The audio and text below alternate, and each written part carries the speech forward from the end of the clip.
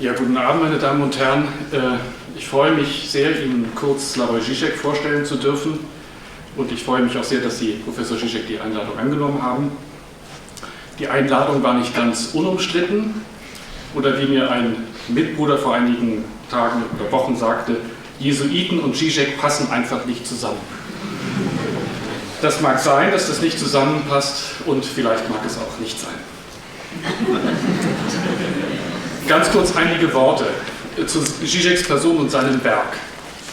Slavoj Zizek, Jahrgang 1949, ist Professor am Institut für Soziologie der Universität Ljubljana und internationaler Direktor am Institut for the Humanities der Birkbeck University of London. Er hatte zahlreiche Gastprofessuren inne, unter anderem an der Universität of Chicago, der University of California, New York University und Princeton. Seine Werke umfassen mittlerweile mehr als 20 Bücher. Ein neues Hegel-Buch ist gerade fertiggestellt und erscheint im April. Und ich glaube, von diesen Werken, soweit ich sie überschaue, ragen für mich besonders 3 Werke hinaus, und zwar The Sublime Object of Ideology, eigentlich sein erstes großes Buch, Tarrying with the Negative, The Ticklish Subject, vielleicht auch Parodix View.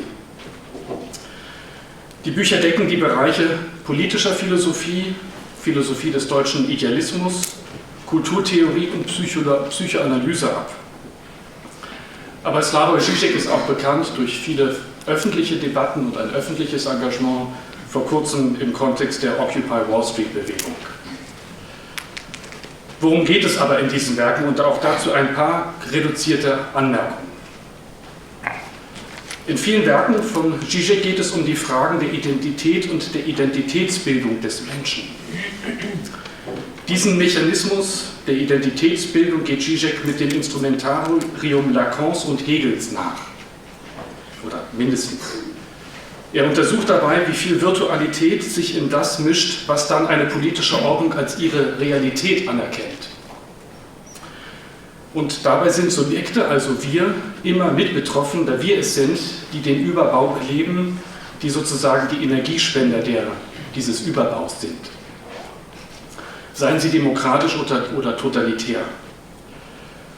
Appelle dringen irgendwie auf uns ein und daran erkennen wir uns teil mit Begeisterung, Unterwerfung oder Zynismus. Entscheidend ist aber dabei, inwiefern es dabei immer auch um die Entfaltung unserer intimsten Begehren und Sehnsüchte geht oder anders gesagt, wie unser Unbewusstes sich immer schon im Überbau vorstrukturiert. Slavoj Zizek arbeitet sich an diesen Fragen in verschiedenen philosophischen Kontexten ab, mit dem Ziel einer präzisen Verhältnisbestimmung, genau dieses Verhältnis von Überbau und quasi Appell, Subjektivität. Müsste man Slavoj Zizeks Philosophie in einem Satz zusammenfassen, und damit möchte ich eigentlich auch enden, so würde ich sagen, dass Zizek uns in vielen seiner Texte nahelegen möchte, die dominierende Zentralperspektive auf die Wirklichkeit zu verlassen und von einer Schräge bzw. von einer Verzerrung aus zu schauen, inwiefern das, was für uns Wirklichkeit ist, da immer schon mehr Virtualität drinsteckt, als wir vielleicht wahrnehmen. Aber das ist nicht ein Plädoyer für postmodernen Relativismus, den man Slavoj Zizek auch irgendwie immer wieder vorwirft. Und ich glaube, in diesem Anspruch, also sozusagen die Zentralperspektiven verlassen, von Seiten auf Realität zu schauen, ich glaube, darin liegt eine Art Teil von Zizeks Ethik, wenn es die gibt. Das heißt, zu erkennen, wie viel Virtualität sich in unserer Realitätskonstitution befindet, um gleichzeitig eine Tugend zu erwecken, den Rahmen dessen, was uns als unerschütterlich erscheint, auf neue Horizonte zu überdehnen oder auszulegen. Das wirkt oft provokant. Und weil das die Grenzen von teilweise Diskursethik oder Kommunitarismus manchmal sprengt oder vielleicht notwendig sprengt, ist Zizek teilweise notgedrungen ein Außenseiter. Und ich finde irgendwie in der Tradition von vielleicht sogar Nietzsche, Derrida, aber sicher auch von Jacques Lacan.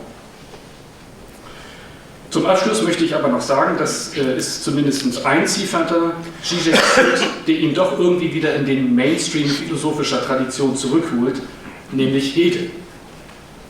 Und um diesen geht es heute Abend und darauf freue ich mich sehr und deswegen nochmals herzlichen Dank, dass Sie diese Einladung angenommen haben.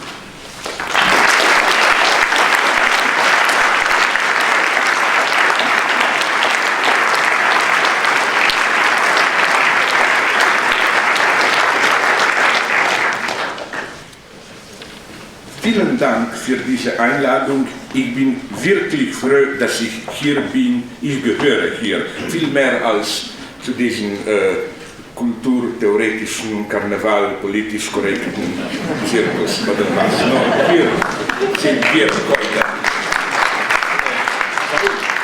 Erstens, danke für diese Einladung, auch speziell meinen guten Freunden, Herrn Finkelde. Ich habe nur einige kritische Bemerkungen zu ihm. Zum Beispiel, er schreibt manchmal zu viel über diese minderwertige postmoderne Figuren wie dieser Zizek oder was. Vielleicht aber und leider muss ich jetzt, das ist mein Problem, ich kann so generellerweise Deutsch sprechen, aber wenn um Theorie kommt, muss ich leider auf die Sprache des Imperialismus wechseln. Gehe ich jetzt leider auf Englisch. First, I would like to emphasize the important moment where we are. I experienced this here today. After I arrived, we passed a door where it says Institut für Philosophie here und Leadership. No, I was a little bit shocked. And then Herr Finkelde explained to me that this is all part of this Bologna reform, Umstrukturierung, where, even we philosophers has to look for connections with business and so on. No? Why do I find this problematic? Not just for obvious reasons.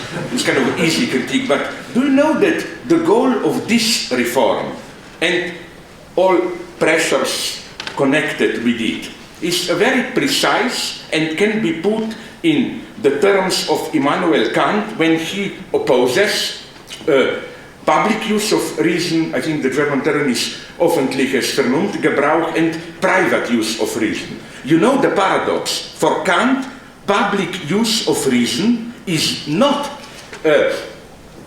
working for the state, for community. This is for Kant precisely private use of reason. When your reason is in advance limited by tasks, problems decided by others. While in public use of reason, you can afford to be radical. So this is what I think is the ultimate dangerous goal of this push towards reform, which is now, as we all know, acquiring almost ridiculous, threatening dimensions. For example, in England, in Netherlands. This idea, to put it very simply, I simplify, but it's true. They want to make, ultimately, out of universities, factories for experts. I participated in a debate 3 years ago in Frankreich, in France, where there was also a politician.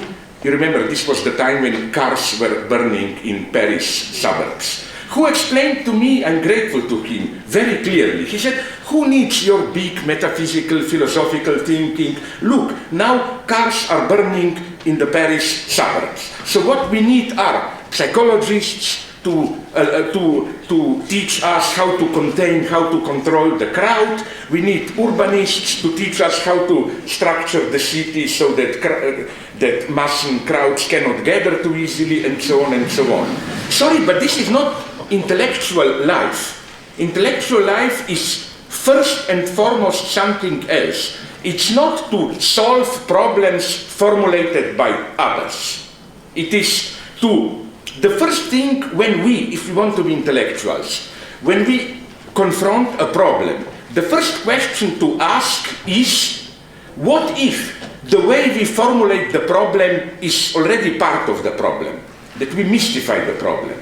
For this type of thinking, where you are not simply expert solving problems formulated by others, there is unfortunately less and less space. And I think it's, again, extremely important to insist on this. And frankly, let's not forget, I'm serious here, I've written 3 books about it, that if there is some meaning in Jesus Christus Spaltung, split with Jewish establishment, it's precisely that the establishment of Herod state was, if you want it, private use of reason and the community of believers of Christ was public use of reason. This is how I read these provocative lines, you know. If you don't hate your father, your mother, you are not my follower. No, it doesn't mean some Oedipal stupidity that come to me, to Christ, and I will help you to finish your fight with your parents.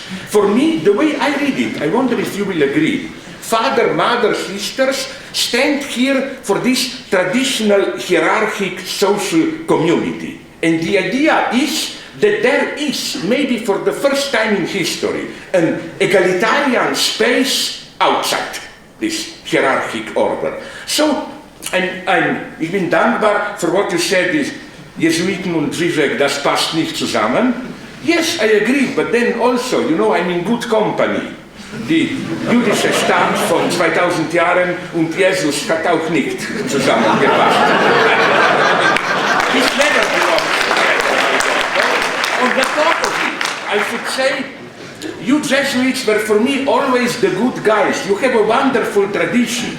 Starting, for example, with, are you aware how unique it was historically?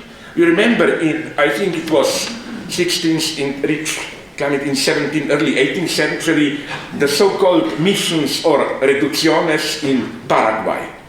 I mean, this was the worst of European colonialism, not missions themselves, but the way the big colonial powers, Portugal and Spain, Portugal dominating Brazil, Spain dominating all other Latin America, out of pure envy or colonial interests, they manipulatively adopted this hatred of Jesuits, which was at that point, it was popular, as we know, in Europe, to hate Jesuits, to justify this totally unfounded attack on the Jesuit state there. And you know what a good job Jesuits were doing there? Do you know, for example, that Jesuits were there already printing books in their own Indian Guarani, or how is it called, language? Can you even imagine, just if Jesuits were allowed to do their work to the end, how the entire picture of Latin America would have been different? And so I don't quite agree with those followers of, not me, I'm not a postmodernist, as you rightly said, followers of like Michel Foucault, who paint this terrifying picture of Jesuits' mission as some places of totalitarian control and so on and so on. Even Hegel, in a not quite justified way, makes some fun of this. But nonetheless, if you put it in the context of that time, this was paradise compared with all things that went around. And there are other things, like as a leftist, I'm telling you, I barely know a serious leftist who doesn't like Jesuits. From Brecht, we know very well that Brecht based his Lehrstücke on Jesuit plays. Eisenstein, cinema. Do you know that Eisenstein wrote a wonderful piece where he grounds his theory of how montage of attraction in cinema should generate enthusiasm.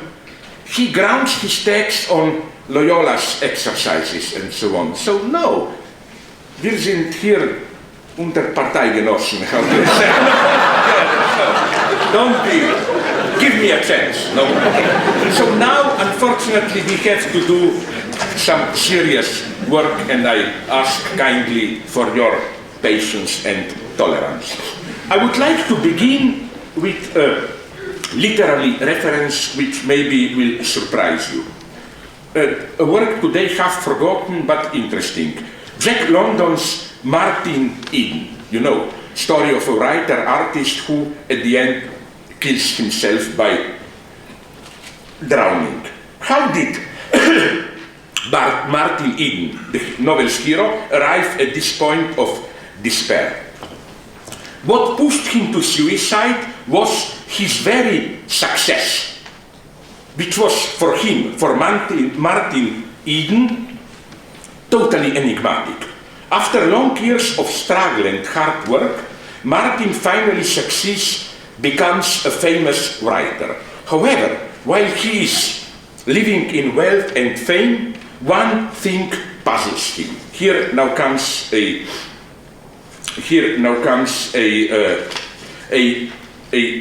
quotation. A little thing that would have puzzled the world had it known.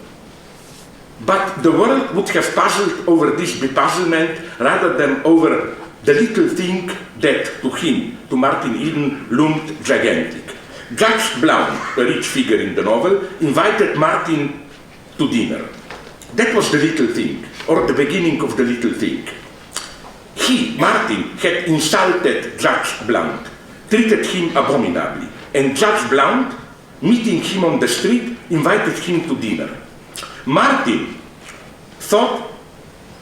reflected on himself on numerous occasions on which he had met Judge Blount, and when Judge Blount had not invited him to dinner.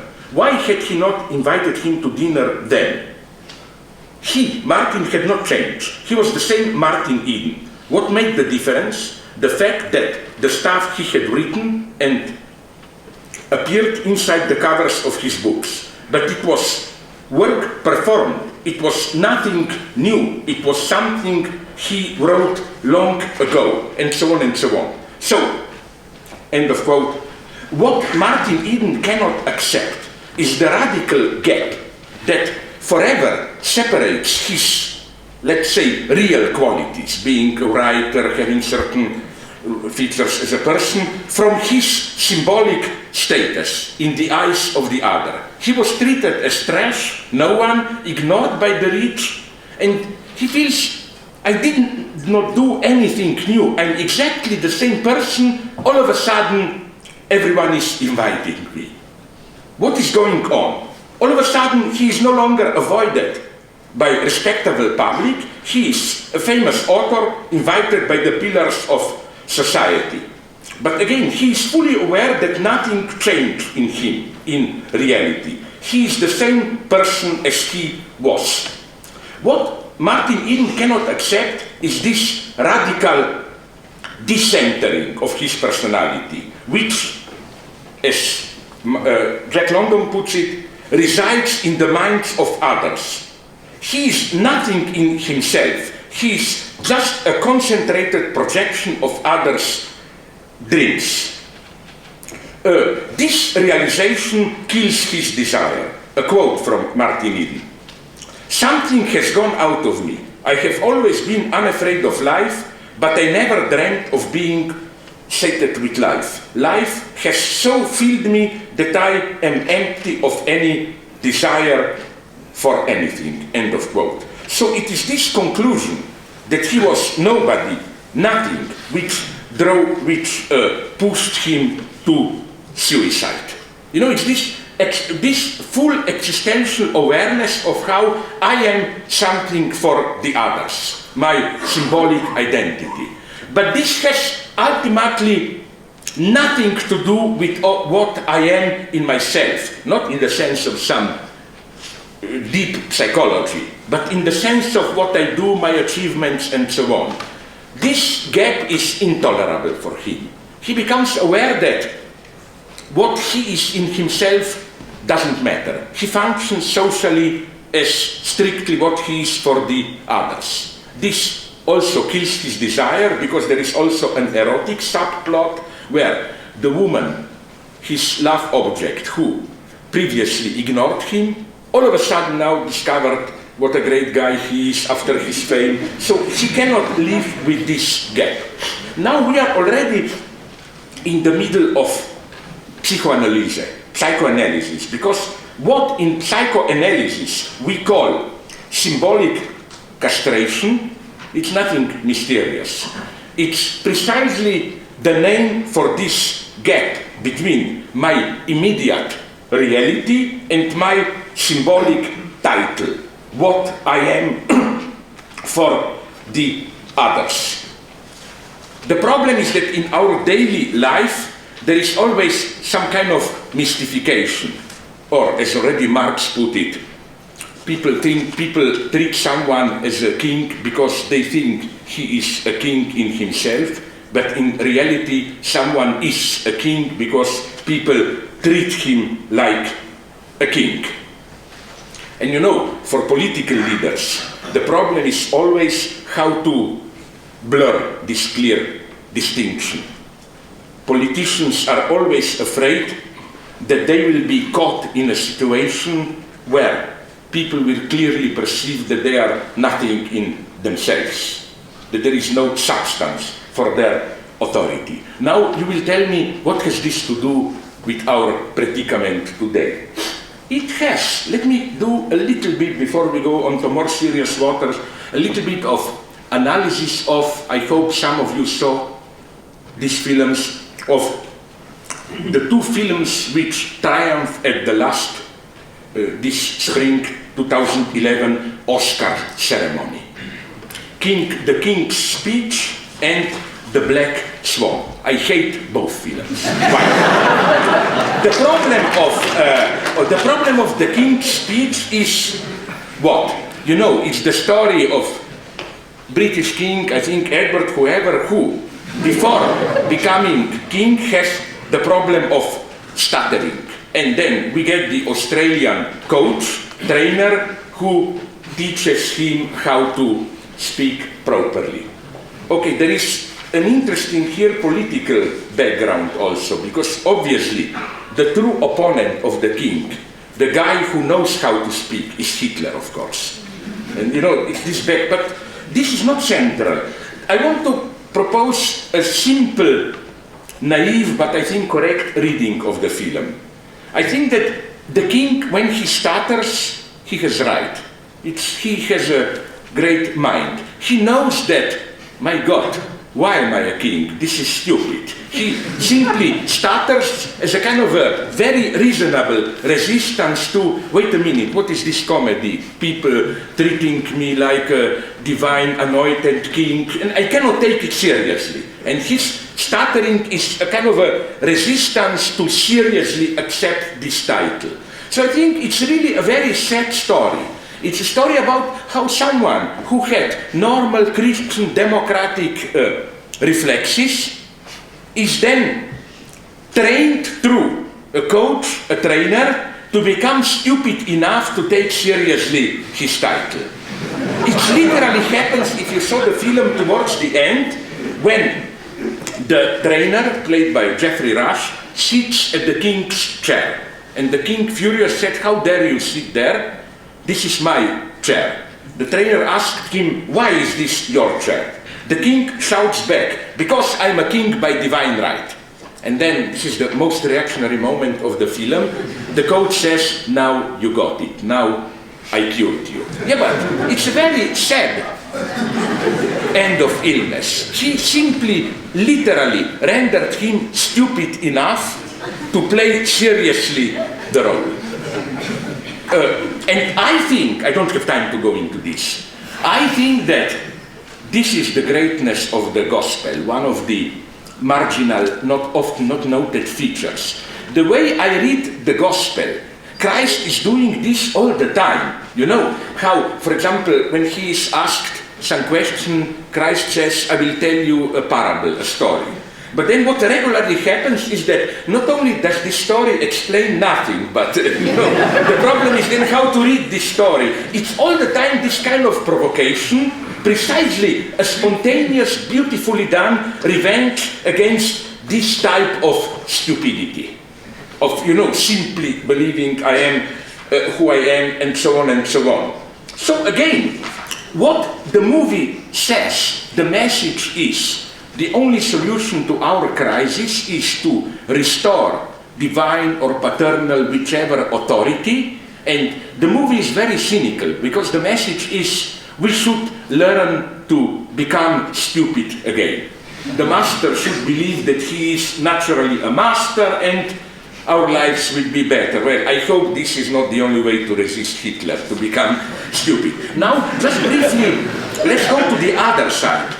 The film The Black Swan, the feminine counterpart. You remember the story of a ballerina played by Natalie Portman who gets so obsessed by her role that at the end it's death. Oh, this is even worse, I claim. In what sense? Are we aware that this film revives, resuscitates the most reactionary myth you can imagine. This ultra-male chauvinist myth that while a man at least can be a king, that is to say, as a man, you can have your symbolic identity, title, Herr Professor, Doctor, whatever, your public role, but at the same time you can enjoy private life, while a woman has to make a choice. If you identify too much with your mission, it means self-destruction, death. It's, this motive that we find, for example, in many traditional stories, like, Hoffmann's tales, where at the end, usually it's singing, not dancing. Although in Red Shoes, the nice film by Michael Powell, it's also dancing. This idea that we men are allowed to follow our mission, to be fanatics. With women it's more problematic, it's death at the end. So the woman should stop and withdraw. And even in some contemporary films, unfortunately, you have this anti-feminist myth. For example, a very beautiful film, Krzysztof Kieślowski, The Double Life of Veronique. Remember, it's the parallel story of two Veroniques. The Polish one fully identifies with singing, dies. The French one knows it's too risky, withdraws, happily survives. What I wanted to show you is how precisely today, in our critical times, when people start to doubt their, let's call it, symbolic public identity, the temptation is great to play this, to enact, to push for this return to your identity which is inscribed into your name. Even in communist China today, there is a massive return to Confucian ethics. Confucian ethics is precisely based on so-called rectification of names, like be truly what your name says. Like, this traditional ethics where your ethical duty is to fully fit the particular role that you have in the corporate social body. And ironically, even today in China, the communists fully adopted this logic. When I visited China, I asked them, in what sense are you still communists? Isn't it? I told them, which is true, that this is the biggest revenge of communism on the Fukuyama dream, on the end of communism, liberal capitalism. Yes, but it looks more and more that the best administrators of today's capitalism are ex-communists. Now, this is their revenge. So they told me, no, it's no longer communism. Today, we define our goal as harmonious society. Okay, I asked them, give me a stupid, simple explanation. What do we mean by this? They told me a harmonious society is a society where everyone does his, her, their particular duty. A leader is a good leader, father a good father, worker a good worker, wife a good wife, and so on and so on. So of course I exploded that. I told them, this is so nice because we don't have here any multicultural misunderstandings. We know what this is. In Europe we call this corporate fascism, like it's home here. So again, if you are truly Christians, you should explode here. Because I think the very idea of Heilige Geist, of Holy Spirit, breaks with this. The most beautiful part for me in Paul's letters is when he does refer somewhere, I must admit, I forgot where, to this corporate metaphor, society as a human body. But did you notice how he turns it around? He says, no, for us Christians, precisely the lowest member of the body can be the highest, and so on and so on. This is the big temptation today. Okay, but nonetheless, so now we have this gap between what I am in myself, in my reality, and my symbolic identity. And I claim that for Hegel, now first I want to do my usual crazy thing, defend Hegelian notion or deduction of the king, of monarchy. It's much more crazy than you think. For Hegel, the definition of a king is precisely, it's a very tragic position in a way. It's a subject who accepts this radical dissenterment. The Hegelian king knows totally, I am nothing. I'm just a function of what people think that I am.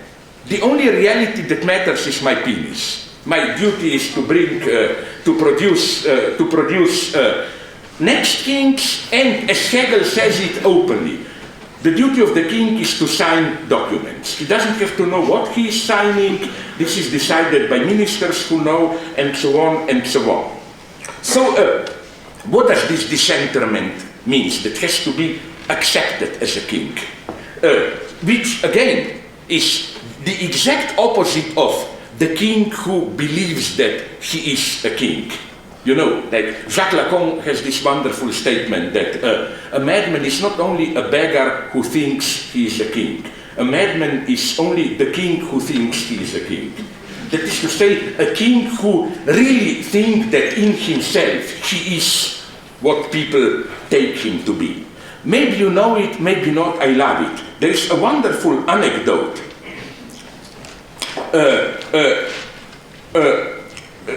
about what happened during the big battle between the Prussian and the Austrian army in 1866, I think, Prussian-Austrian war, when the Prussian king, formerly the supreme commander of the army, was observing the battle from a nearby hill.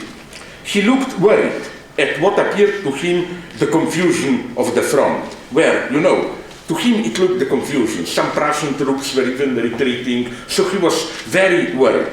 Then, the famous General von Moltke, the famous strategist who planned the battle, at a certain point when King was still worried, totally confused, turned to the king and told him, "May I be the first to congratulate your majesty for a brilliant victory." This is what I like. The idea that the king who was the master, the total commander, was totally ignorant of what goes on. Already everything was controlled by Moltke. Nonetheless, formally the king was the boss, so he congratulated the king. And I think that this is what Hegel was deeply aware of. And I think it's Hegel's Christian moment at his best. Especially actual today, where, I don't know if you noticed it, but we are slowly stepping out of democracy into expert rule. Literally. Did you notice the strange thing that happened in Greece recently? The Prime Minister proposed a referendum. All Europe was in a total panic. My God, ask the people, horror. Then the Greeks decided just to nominate totally non-legitimized, a pure technocratic expert government. Oh, big relief in Europe, and so on and so on. And it's not just Greece. In Italy it happened the same, and so on and so on. What Hegel knew is that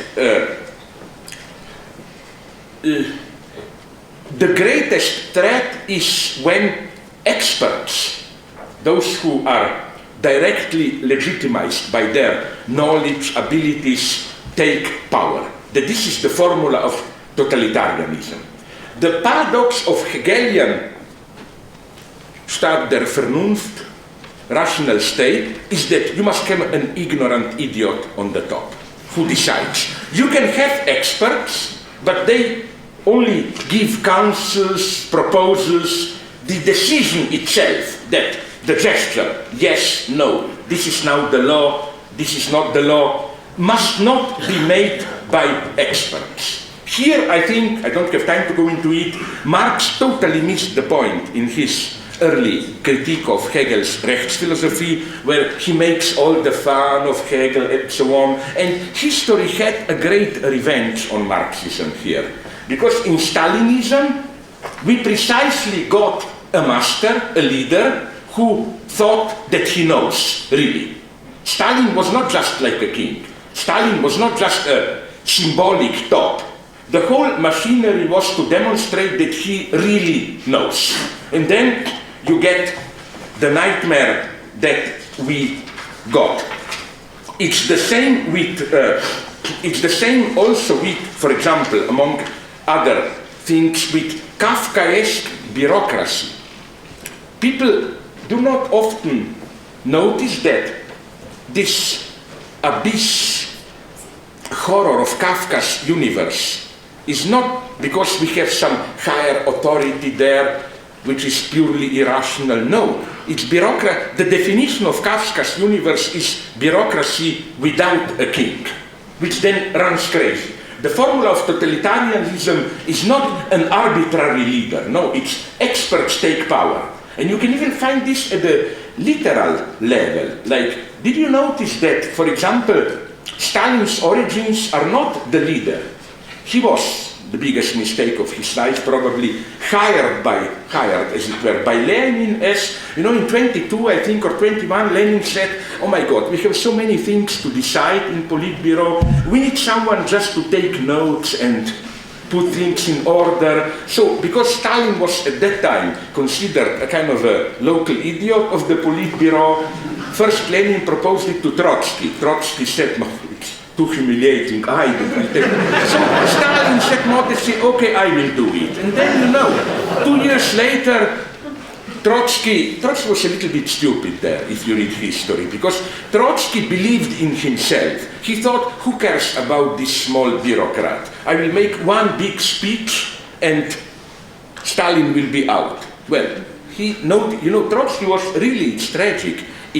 From 23 to 25 seats, Trotsky was like, you know, that famous scene from Zeichentrickfilm cartoons where a cat walks above the precipice and falls down only when it notices that, no?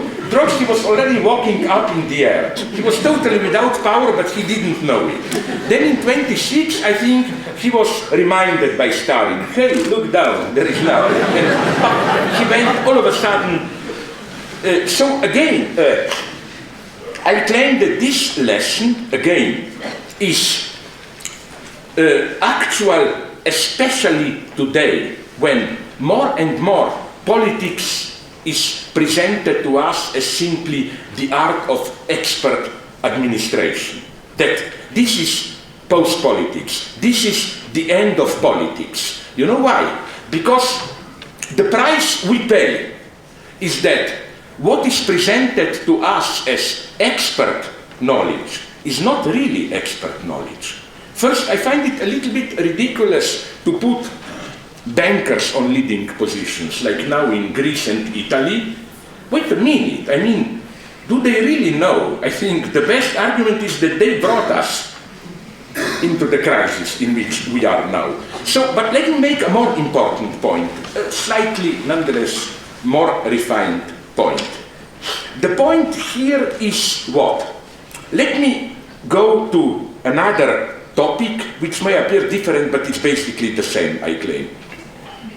Did you notice how whenever you have the procedure of measuring a qualification, grading in school and so on, it's never a simple flat procedure in the sense of we measure it, that's it. There is always a minimal gap between the actual procedure of grading, whatever, and the public declaration of the results. And you can experience this quite literally. You know, isn't it that when you do an exam, even if you are pretty sure that your answers were perfect, there is always this minimum of uncertainty. You know, it's the gap between the reality and its symbolic registration. All things can be done in reality, but you never know what will happen. And back to Kafka, this is, I think, the great mystique of today's bureaucracy. It wants to be a rational expert bureaucracy, but this gap explodes again and again. For example, from Greece itself, I have a friend in Greece who told me his father, who is very old, stopped getting pension, retirement money for 3-4 months. So he complained, wrote to the ministry, why not? And I love this example. I couldn't believe it that it's true, but I saw the document. Okay, it was translated to me from Greece, but I learned enough. I know enough Greece to see that they didn't lie to me. Namely, he got, Father, the message from the ministry, which literally involved this pragmatic paradox. The message was, the letter was addressed to him as a living person, but the letter said something like, sorry, but according to our documents, you are dead for 3 months. Could you please visit us and prove that you are alive, and then you will get your money back. This is from what bureaucracy lives. This gap between, something can be true in immediate reality, but if bureaucracy says something, it's an in this way, I'm tempted to read Kafka. Franz Kafka, when he wrote in some of his private notes that in our godless times, often these irrationalities of bureaucracy are the only contact we have with the mysterious divine or whatever, This total am I dead, am I alive, or whatever, or how even, and the stories, we can multiply them, can be wonderful here. I have a lady, I know her, an old lady in France, again, it's not a joke. This lady got a letter from city authorities that her identity card was stolen, so he should visit them there and demand a new card. She went there and said, listen, I have here my carte d'identité, they call it. I have it here, what's the problem? She got the answer of a lifetime. The bureaucrat told her, I don't care what you have there. Officially your card is stolen, so what you have in your hand is an illegal document. Destroy it and ask for a new one. If this is not divine dimension in secular times, then I don't know what divine is. To go even to the end here, the most beautiful moment of this madness happened in the army. I'm sorry if some of you know the case, but it's beautiful. In the army, Yugoslav army 30 years ago, to a friend of mine. You know that, as in every army, after the first 1-2 weeks of training, when you are acclimatized to the army, you get some ritual where you swear, oh, I'm ready to risk my life for my country, blah, blah, and then you sign the document and you are in. You are fully a soldier. Okay, this friend of mine did something wonderfully naive. When he approached the officer with the big book where he would have to sign, he said, ask the officer a simple question. Is my signing this oath obligatory or free? Officer told him, my God, we cannot order this, it's free. Okay, then the soldier said, if it's free, I will not sign it. Then the officer told him, are you crazy? You will be arrested, and so on. Okay, after a long struggle, my friend told the officer, look, let's make a deal. I will sign it if you give me a written order that I have to sign it. And my friend did obtain a document which is, I think, a legend. I have a photocopy of it, where officer says, I thereby order soldier blah blah, name, to freely sign this document.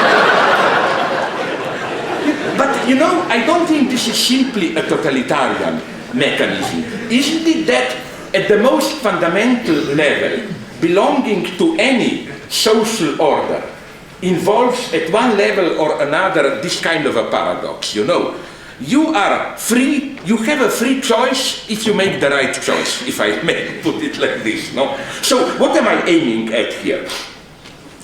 How, again, there have to be this gap of minimal contingency between measuring something in the sense of social evaluation and registering, like making it performatively stick, making it official, whatever you want. The two should not collapse. Now it's, I even empirically can confirm this to you, in some progressive American schools, blah, blah, it's fashionable to say, we will abolish exams, students will simply all the time be observed, evaluated by the teachers. The result is an extreme growth in anxiety and so on. Because the result is not freedom, it's all the time you feel under pressure and control. It's the same for votes. I think the worst enemy of democracy, sorry if this shocks you, is if we ground our votes on simple actual abilities and so on. I think that all really existing democracies, from ancient Greece to Venice, which was a suspicious democracy, but nonetheless, understood well that in every democratic election there should be an element of contingency. And even, if I may permit myself here, a criticism of the great liberal thinker and so on, John Rawls' theory of justice, I think it doesn't work, his theory. Why? Because as every good Christian who has read St. Augustine's Confession knows, and even Rawls admitted it afterwards, his notion of just society works only if you cancel envy and resentment. That is to say, let me do a simple experiment. Imagine that, I will sacrifice you, Dominic. Let's say we are members of a society where you are, even on the market, it works like this. You are successful, I failed on the market. Okay.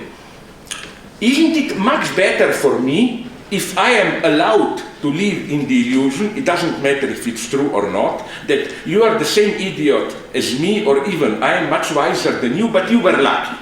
In this way, it's much more tolerable to me. My narcissism is not hurt. I can tell to myself, don't take it personally, this idiot was just Hegel.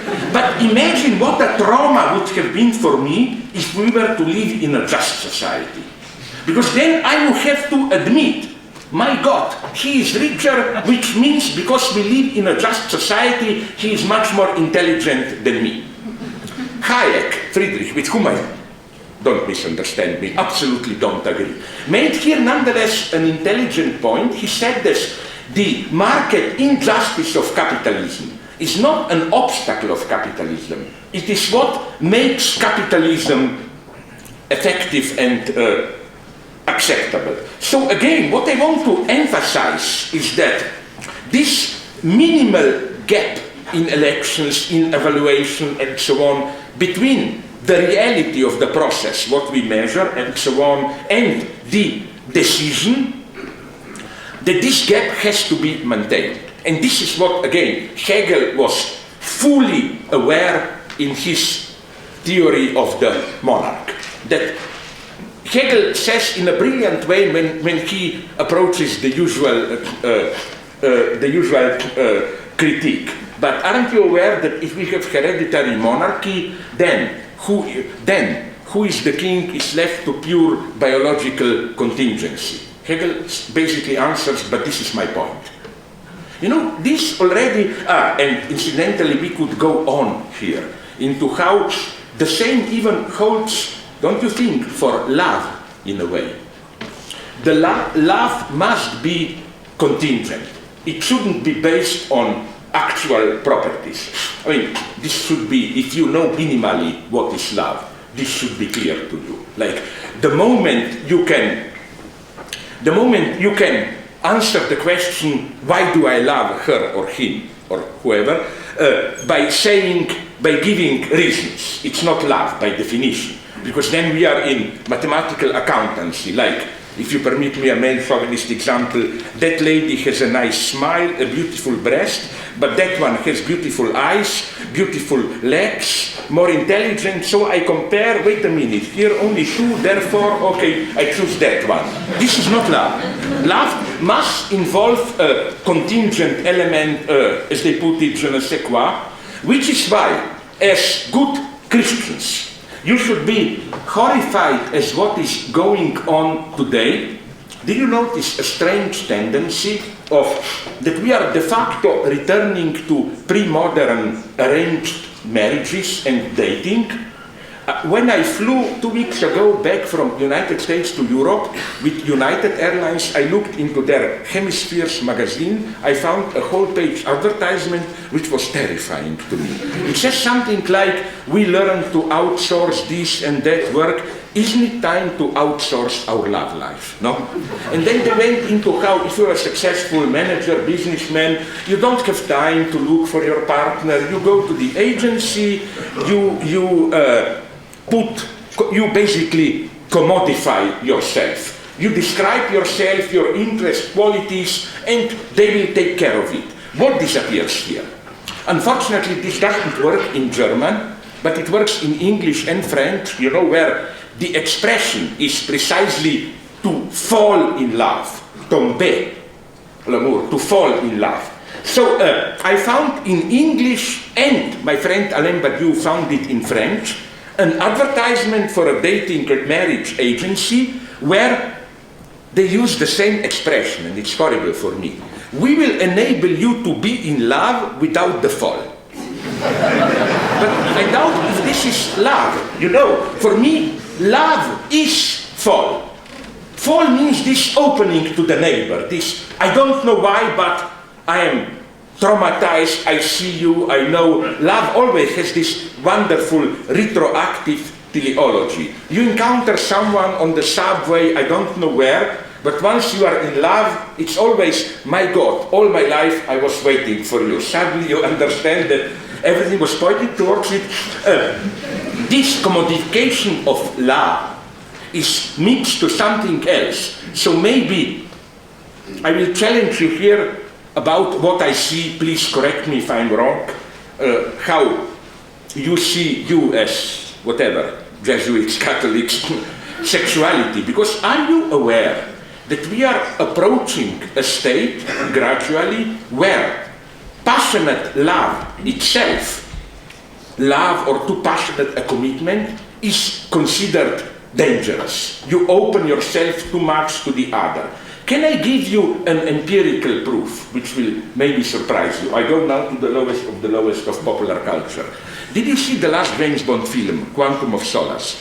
Did you notice something strange? At the end, it's the first James Bond where there is no sex between Bond and Bond girl. Now you will say, okay, it's one case, means nothing. Let's go now to really lowest of the lowest. And here I was on the side of the church. I mean, that Da Vinci Code. No? Did you notice something strange? Again, no sex, love between Robert Langdon, the symbologist, and this granddaughter of Jesus Christ, Sophie Neveu or what. And I even think that this is the utterly perverse economy of the film. That poor Jesus Christ, according to the story, had to make love, you know, all this stupid theory, Christ had a child, blah, blah, just to cover up the fact that they had to make love, be sexually active, just to cover up the fact that there is no sex here between the two heroes. Then the last novel, one of the big candidates to the worst novel of all times, The Lost Symbol, absolutely not even a sexual tension. Things get even more mysterious. If you go to the last Dan Brown film, Angels and Demons, there is sex in the novel, but no sex between Langdon and that Italian scientist Vittoria Vetra, but no sex in the film. Where are we? Usually we thought Hollywood adds sex to make it more commercial. Now Hollywood is erasing sex too. I'm not glad about this tendency. I think it's connected strictly with another tendency, this what I ironically call Western Buddhist bullshit, you know, this idea of don't attach yourself too much to any person, whatever, keep distance and so on.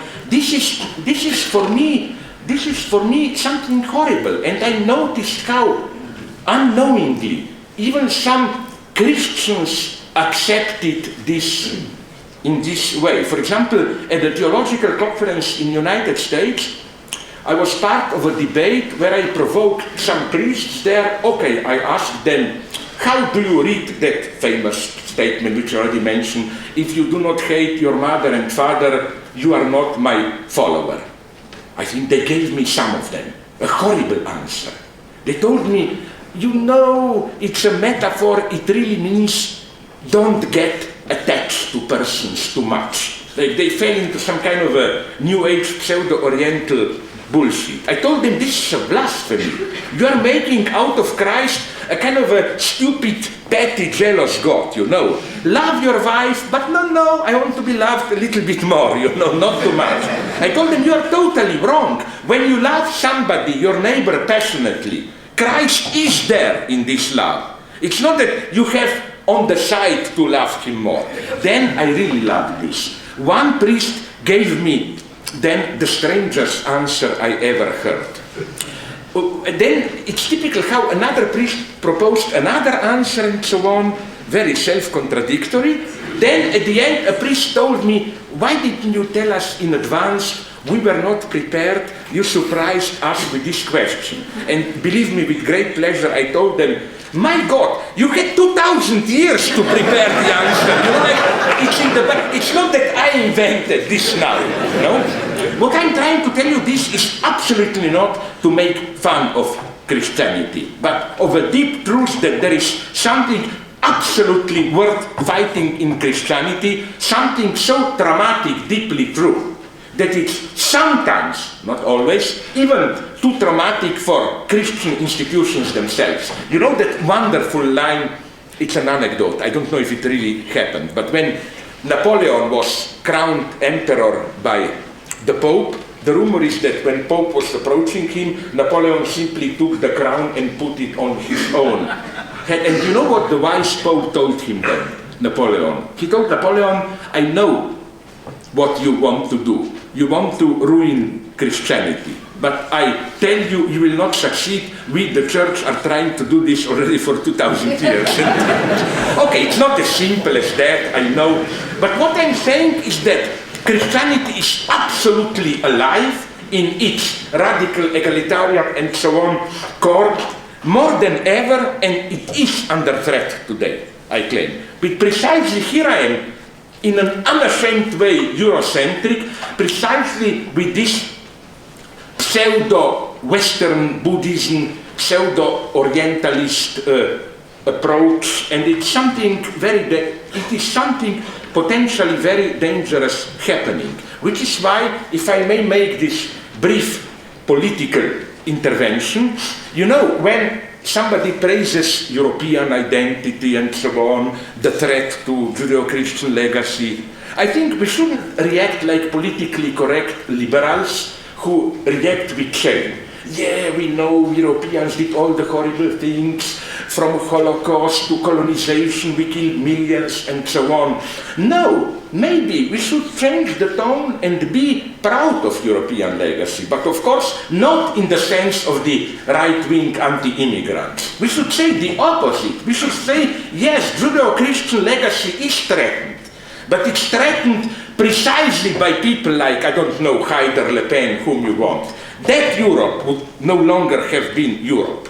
The real European legacy, which started maybe with ancient Greece, the crucial point being precisely Judeo-Christian legacy. For me, all good things begin with book of, how to say, Job, Hiob, the guy who was screwed by God and so on. Hiob, then going on to Christ, which you can view only as a repetition of Hiob. This is something which is not only alive but extremely important today. How can you say Christianity is no longer actual when our one of the central political problems today is precisely love your neighbor? Isn't the entire populist politics today based on mistrust, on who will protect us from the neighbor? Here, my beloved theologist, Gilbert Keith Chesterton, said something wonderful. He said, the Bible says, love your neighbor and love your enemy, and it has good reason to say both these things because the two are usually the same. You know? I mean, the problem is there, you know, the Judeo-Christian notion of neighbor is not this comfortable communitarian notion of the guy who is like me, you know, what we say, the fellow man. Neighbor is not the fellow man. Neighbor is the fellow man who suddenly appears strange. Like, didn't it happen to you, this elementary traumatic experience?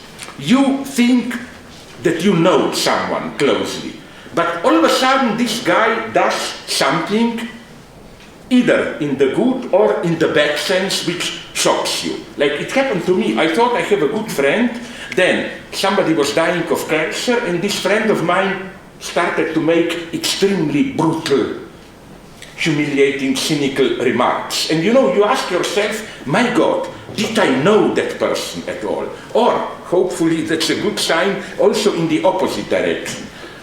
This is very nice, you know, how you think somebody is simply a conformist and so on, but all of a sudden, he does something heroic, at that point, you encounter a neighbor, I claim. A neighbor is something very traumatic. A neighbor is precisely this abyss of human personality outside this simple affinity where we know each other, we have our own small circle of semblance. For example, recently I saw a film, I forgot the title, I think it's a German-Polish film. You know that Polish priest who was, I forgot his name, not Popieluszko, it's an old one, from German occupation, who was imprisoned by Germans, forgot his name, I'm sorry, but then volunteered himself to be shot instead of another Polish guy who had a family, and so on and so on. It was absolutely a pure heroic act.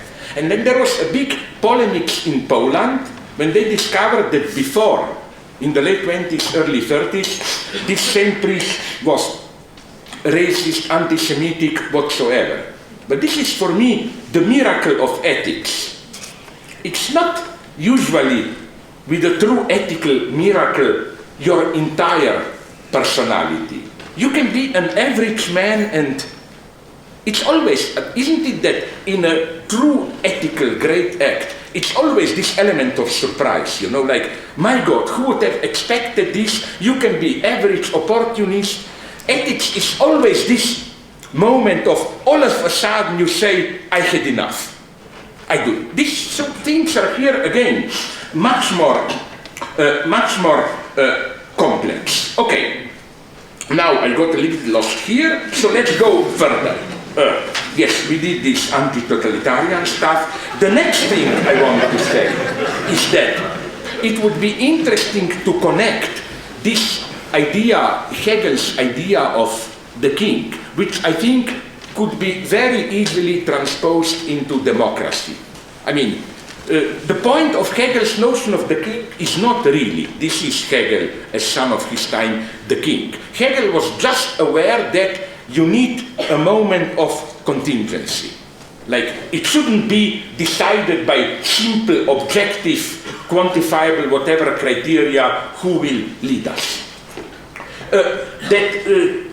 On the opposite hand, we have the notion of Rabble, Pöbel, which is also a very interesting point of Hegel. Why? Hegel, as we all know, was very prescient there. In an almost Marxist way, Hegel got it that the modern capitalist or market, whatever system, necessarily produces Rabble. Rabble, that is to say, a part of society with no part, with no proper place, an element out of place, or as Ambedkar, a wonderful Indian politician and thinker, the great enemy of Gandhi, and I'm here on Ambedkar's side, says, as long as there are castes, there will be outcasts. You know, you never can have a hierarchic system which will include all. Okay, here I think we encounter the great ambiguity of Hegel's philosophy. I think that when he deals with Rabble, Pöbel, Hegel is not Hegelian enough. In what sense? He sees the necessity of Rabble, and he is very honest, he sees no solution. He says there are some pragmatic solutions, colonization, charity, and so on, but there is no real solution of the problem. It's part of modern society to expand and as such to produce rebel. He even has this wonderful paradoxical formulation: the more a society is rich, the more necessarily it produces rebel. But I think what Hegel doesn't say is the Christian elementary insight, which would have been that whenever you have within a totality an element which is the excess of this totality, in the sense of a part of total, let's say, social body, which is part of society but without a proper place, like displaced, this element stands for the dimension of universality. This Hegel is not ready to accept, unfortunately. And I think that this makes all the difference between, let's call it the proto-fascist conservative Hegel, where you have this organic state, which stand with estates, everyone at his place, and maybe a more radical Hegel, where you have an element where within the elements of society there is always one element in excess which stands for negativity with regard to all other determinations of society, but at the same time for universality as such. This is the basic paradox of dialectics. Let me mention, to make it clearer, another example from Marx, where I'm critical of Marx. You know, the Marxists, if you remember, you know, once upon a time, there were strange people called Marxists and so on. If you are old enough, you remember it. And in Marxism, you know, you have this classification of modes of production. Primitive pre-class society, slavery, then it's Asiatic mode of production, slavery, feudalism, capitalism, and whatever you call it later, socialism, communism. But if you read Marx closely, you can see that he cheats with Asiatic mode of production. This is why there was such a problem with it. Asiatic mode of production appears just one in the series of stages. But if you look at it closely, you will see that what Marx did is that he proposed his original classification. Primitive pre-class societies, antique slave societies, feudalism, capitalism, socialism, whatever. And then he found societies which did not fit in any of this. So he threw all that does not fit into Asiatic mode of production. That is to say, what appears to be a positive category is really just a negative container. If Marx were to be honest, he should have said, we have this mode of production, and we have a mode of production of all those who doesn't fit my classification, no?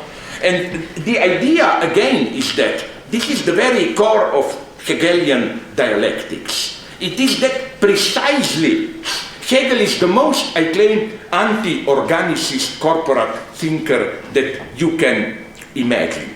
It's that through particularities, the universality is also struggling with itself. Again, let me go further. Maybe another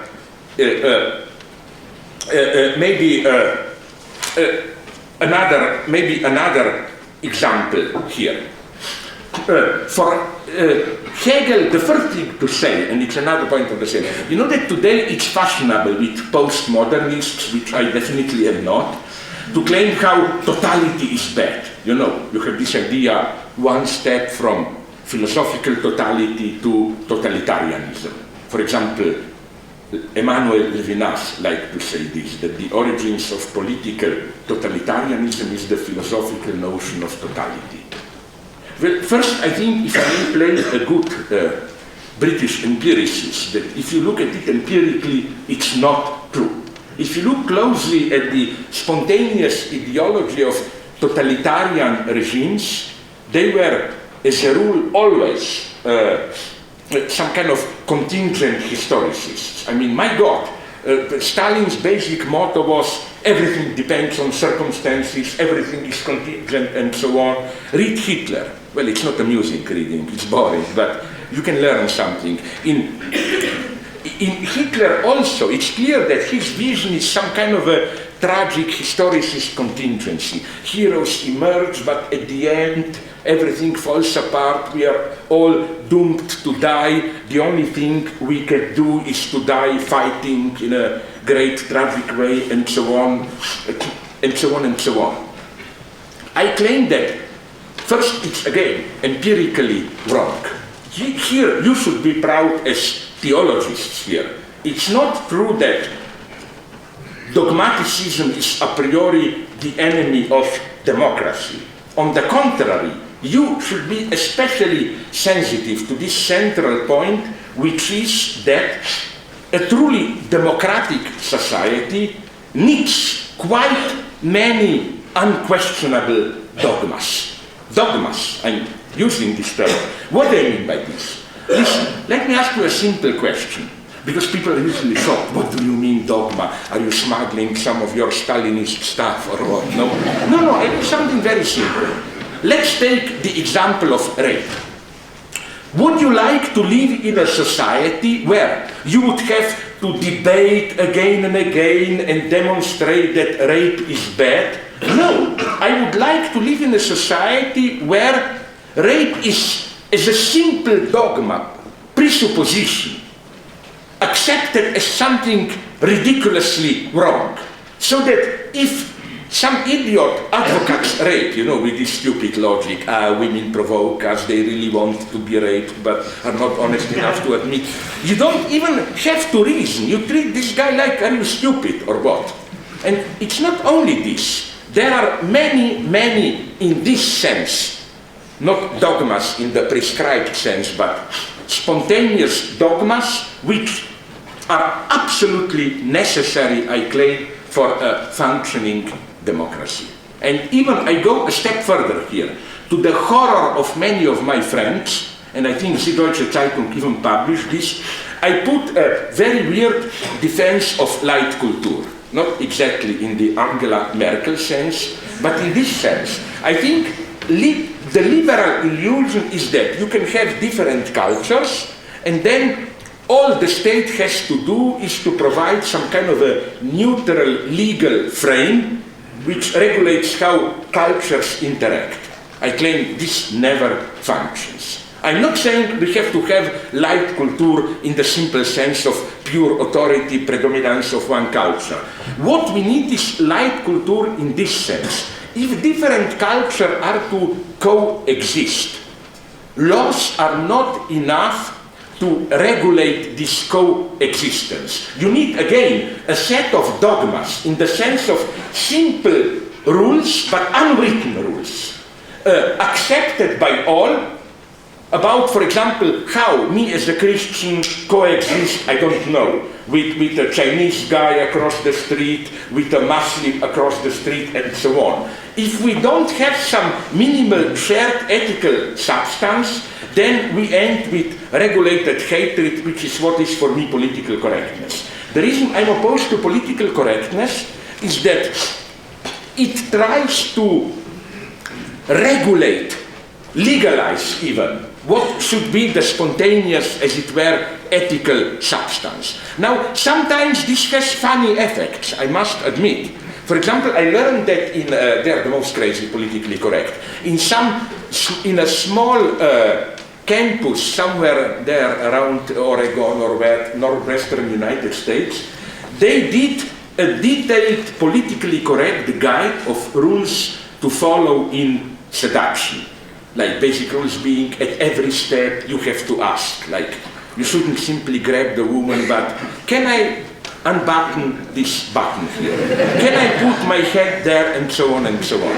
And I was told that strangely it did work, but you know why? Not because it was taken literally, but because it was eroticized in the way couples played with it, For example, all of a sudden there, instead of saying in a vulgar way, I want to sleep with you, it was, oh my God, you have a nice button then. Can I please just unbutton that button or whatever? You know, it becomes very elegant. In this way it works. But it must be this mediation. Otherwise, again, for me, political correctness is just, it's the worst thing that can happen.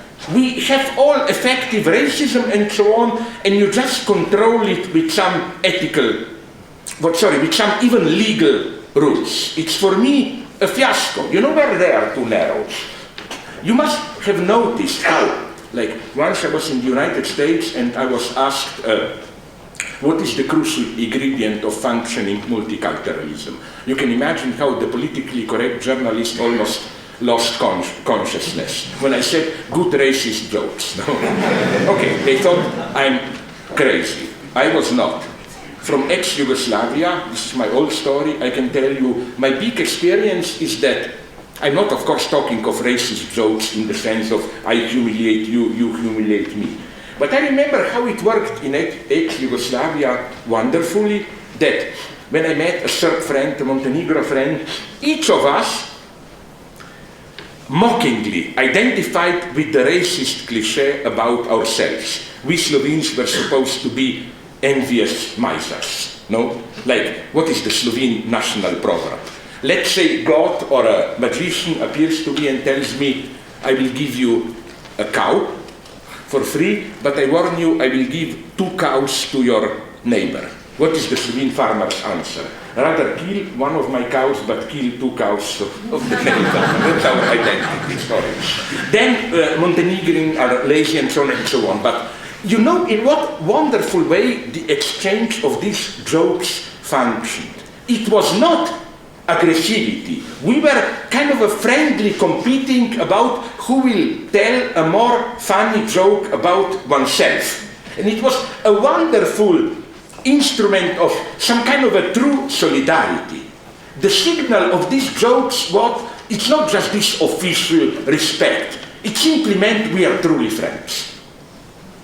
This is not possible under political correctness. But let me return to the big story. We said Hegel, Rabble, where Hegel was not, as it were, Hegelian enough. Now, let me, to finish, I know time is running and so on,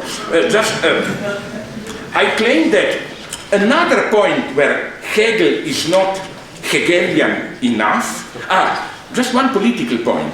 I'm not a Marxist. I'm more and more convinced we should return from Marx to Hegel. Because the standard Marxist reading is that Hegel's notion of rebel is a historical limited notion which points later towards the Marxist notion of proletariat. I think, if anything today, with all those living in slums, outcasts, those excluded, we're in a way returning from Marx to Hegel.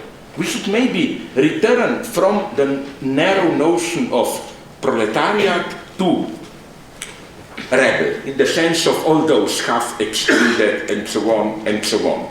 So another thing that I forgot. Why am I for the notion of totality? Just to finish that line.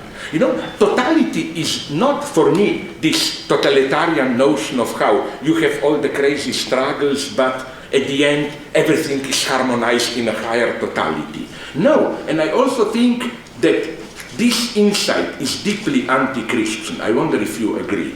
Namely, what I think is the most profound anti-Christian wisdom, even if it was advocated by some Christians, is this, for me, disgusting idea of to explain evil like a stain in a picture. You know this old teleological topic that if you look at a picture from too close, it appears a stain. From a proper distance, you see how what appeared to you a stain really contributes to global harmony. Okay, maybe you find this sympathetic, but I would like to see people who would say Auschwitz and Gulag are stains only for our limited perspective. From the global harmony, you can see how Auschwitz and Gulag contribute to the beauty of the universe. I wouldn't like to live in a universe where Auschwitz contributes to the beauty of the universe. And the way I read the death of Christ, it's precisely renouncing to this simple, transcendent God which somehow, from his majestic royal perspective, knows how things are. No, I think that the death of Christ is precisely solidarity with the particular. It's you suffer, it's horrible, there is no way with any bullshit teleological universality to justify it. So to go on, Hegelian totality for me is a very important critical notion. It doesn't mean everything can be harmonized in a higher order. It means, on the contrary, that when you speak about a certain concept order, you should include into it as its immanent part all the antagonism, excesses, and so on, which may appear just contingent distortions. For example, today's ideological notion of order would have been the standard Fukuyama one. Liberal democratic capitalism is the best thing we can possibly ask for, and there are some countries where horrible things happen, but they just did not yet arrive there. No, the Hegelian notion of totality tells us this. Let's take a country like Congo, which is a living nightmare today. You must know this. The state doesn't even function. You have over 100,000 of these children warriors who, they discovered there that if you start giving drugs to children, if you begin when they are aged 5 or 6, then after 5 years you get perfect soldiers who don't care if they die and so on. All that. But as such, Congo is an integral part of global capitalism. Congo is absolutely crucial in supplying minerals and so on for our digital industries and so on and so on. So you take the excess and you can show how it is part of the system. To include all these disturbing things into the system itself. This is for me the notion of Hegelian totality. Next thing, I think that similar mistake to that of Rabble, Hegel commits it with sexuality. Now here I will try a little bit, to provoke you or whatever. Maybe I'm simplifying you, so I would love to get from you a critical answer correcting me, if and when I am wrong. But for me, first I will put it in very primitive, simplistic terms. I never got why sexuality, if it's not done for procreation, it's closer to some animal lust. If I may formulate a very common sense statement, isn't it rather the exact opposite? Animals do it for procreation. We humans take something which may appear just a biological function and transport, like you have this wonderful German word, umfunktionieren, no? And transpose it, refunctioning as an expression of spirituality. I think that human sexuality, far from being at its most elementary, what is animal in us, it's on the contrary the zero level of metaphysics. This is why Freud emphasized sexuality. Not being a naturalist, we are all animals copulating. No, sexual passion is the zero level of infinity. It's where you say, I love you, I want to have sex with you infinitely to death. It doesn't matter. You are ready to risk, to suspend all empirical short-term interests and so on and so on. Here I think, again, Hegel is not radical enough again. What Hegel does is that he proposes this too simple notion of sexuality. He does this towards the end of his Philosophie der Natur, and then again in the theory of marriage in Rechtsphilosophie. His idea is basically that sexuality is a natural substance, animal, and then through the process of Bildung, cultural formation, it's gradually aufgehoben, civilized, like now if I see a woman, I don't knock her with a stone on the head and rape her, I do stupid things, I invite her out, I write her poems, whatever you want. But I think something is missing between the two. This zero level of absolute passion that we know, for example, from legends like Tristan and so on. What in his rewriting of Tristan, Wagner calls this Nacht, the kingdom of the night, is this absolute deadly passion which is self-destructive. It's not civilization, symbolic fictions, duties, but it's also not nature. You know who was nicely aware of this? Immanuel Kant, in a tiny text which is half forgotten today on education. Kant, it's there that Kant says this weird thing that I like, famous definition of what is man. Man is an animal who needs an answer. Sorry, mystical Freudian slip, who needs a master. But then how does Kant ground it? He says that only in man there is a kind of a violent freedom, a kind of a brutal freedom which animals don't have. Animals follow their instincts. Man has this almost metaphysical, nominal, radical freedom which has to be tamed. And this freedom again is neither culture nor nature. The reason we need discipline is not to control our nature. It's to control this, as it were, elementary metaphysical excess. So again, I am not now simply celebrating sexuality. I'm just saying that nonetheless things are in a way more complex here. For me, the conflict between sexuality and other forms of metaphysical spirituality is not a conflict between animality and spirituality. It's a conflict with it's a metaphysical competition. None of them is animal in the sense of simple animal instincts and so on and so on. Okay, let me go then even further. The last of Hegel's, where I think one should read Hegel against Hegel, and which is also actual today, is Hegel's another horror for politically correct pacifists, Hegel's theory of war.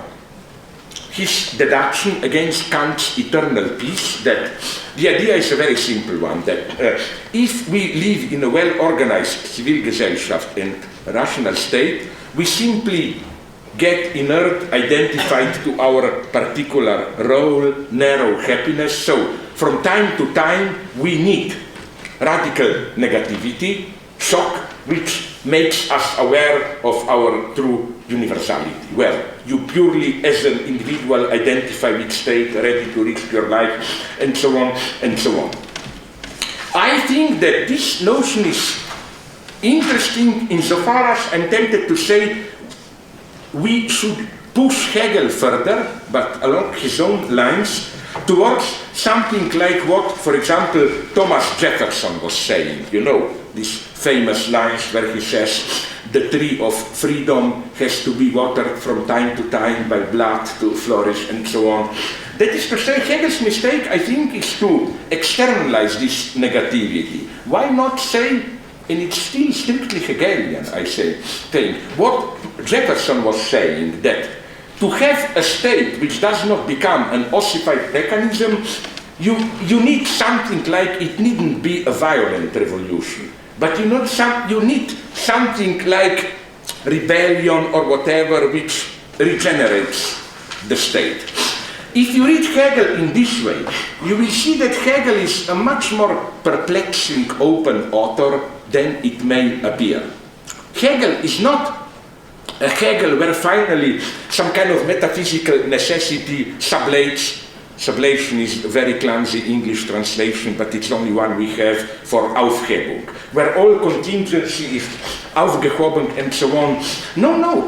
What Hegel is saying at his best is that the contingency of radical negativity persists. For example, we never have fully stable social order. There is always a threat of war. Or, the most subversive Hegel, incredibly actual, totally ignored. The beginning of his Philosophie des Geistes, Anthropologie, it's wonderful, where Hegel deals with madness, Verrücktheit, Torheit, where he, in a wonderful way, deduces the necessity of madness. He claims that it's only possible for the human animal to break with nature The first form of break is madness, a kind of psychotic gap, withdrawal, and then our symbolic universe of Gewohnheit, customs, mechanic customs, is the normalization of this madness. So in a way, even more radically than Michel Foucault, Hegel explicitly says this, even if this doesn't mean that we all should be mad at some point. It's only possible to understand our cultural phenomena, the symbolic universe, against the eternal threat of madness. The Hegel we get here is, I think, a deeply Christological Hegel. What Hegel understood already in his notion of the king, I will now just finish with his formula, is that every universal necessity, in order to actualize itself, has to be supplemented with a kind of totally contingent incarnation. You have reasonable state, but it's really a state of reason if you have a contingent idiot called the king or whatever. Or even, this is why, I don't have time to develop it fully, but this is why I think Hegel, contrary to what Kierkegaard thought, in a too simplified criticism of Hegel, I claim that Kierkegaard was more Hegelian than he thought. Hegel was fully aware of this idea, of this fundamental anti-Platonic insight of Christianity, where, as Kierkegaard saw it correctly, no, you need a totally contingent event, Jesus Christ, and even if this was a contingent human being, somebody walking around 2000 years ago, the only way to eternal truth is through that figure. There is no direct gnostic shortcut or whatever. Hegel was fully aware of this, which is why my formula is, as a leftist, in some sense communist, back from Marx to Hegel. Let's give Hegel a chance. I'm sorry if this was confused, but as my friend Dominic hinted at, I am now involved in an act of madness. I finished my book on Hegel, a short book. It will just be printed, about 1,200 pages. But okay, now I can die in peace. I did it. I thank you very much for your patience with my madness. Thank you very much.